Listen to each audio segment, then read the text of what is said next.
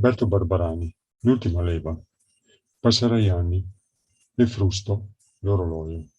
Venirà anche per me quel certo giorno, che marcerò al ricovero, al contomo di quei lumini che non capo voglio.